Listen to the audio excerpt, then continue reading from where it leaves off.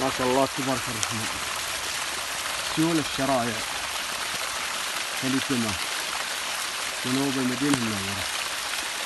اليوم السبت 27 رمضان 1440. تصوير عبد الرحيم قبل السهل برامي حربي.